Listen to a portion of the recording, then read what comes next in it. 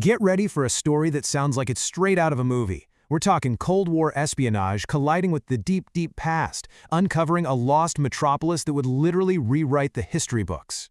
So it all starts with this one simple question.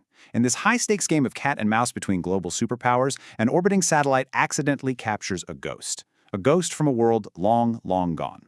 What it saw would stay secret for decades before changing absolutely everything we thought we knew about civilization on the Eurasian steppe. All right, let's unfold our first chapter. It doesn't begin in some dusty archaeologist trench, but in the sterile, high-tech world of military intelligence.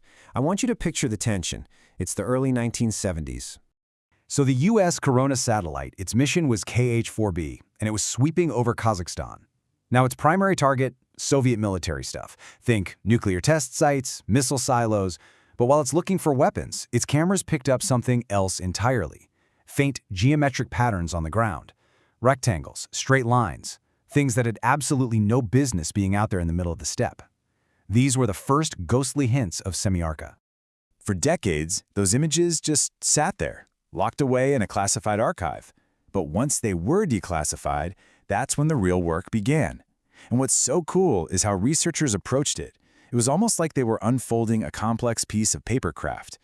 Peeling back the modern layer of the steppe to see the satellite's ghost, then peeling back another layer to find the walls, and another to find the city that was hiding inside. And let me tell you, the road to this discovery was a long one.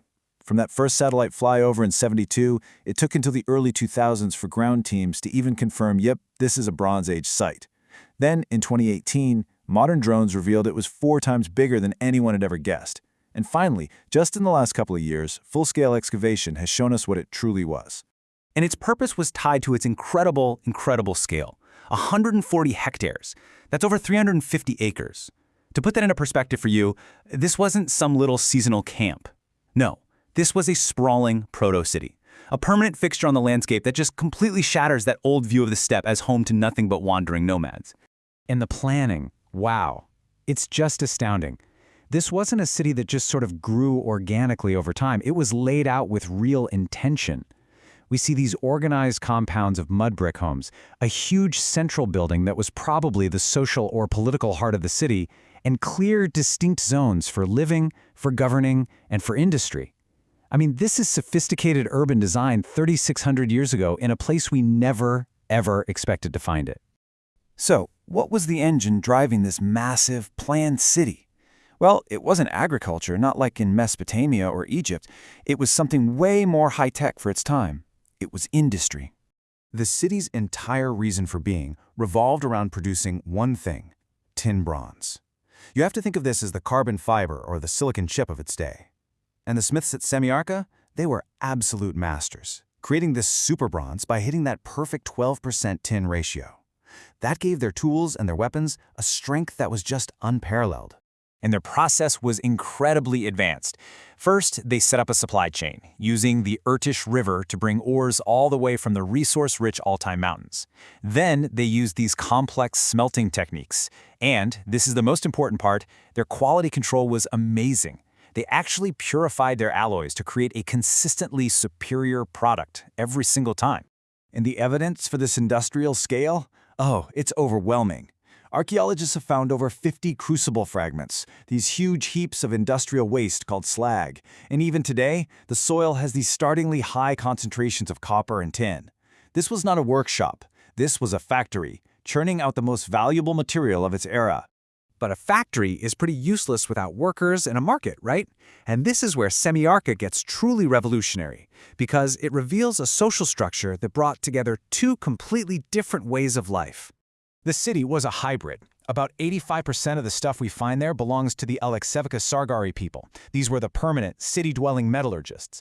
But the other 15%, that belongs to the Cherkasskol culture, a more mobile, nomadic people.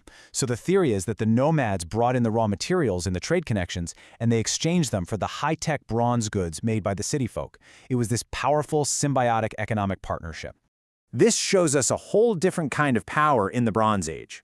You can look at a site like the Jamanis Gora fortress in Georgia. Its power was all military, built on massive defensive walls. Semiyarka, on the other hand, it had barely any fortifications. Its defense wasn't stone, it was its economic value. It was simply too important as a trade hub for anyone to destroy. But this powerhouse of industry and trade, well, it didn't last forever. In fact, its own success was the very thing that led to its sudden and catastrophic end. Researchers describe its disappearance as happening in a geological heartbeat. This wasn't a slow decline. This wasn't a conquest by some rival power. It was an abrupt collapse. The city basically committed environmental suicide. It all kicked off with this devastating chain reaction.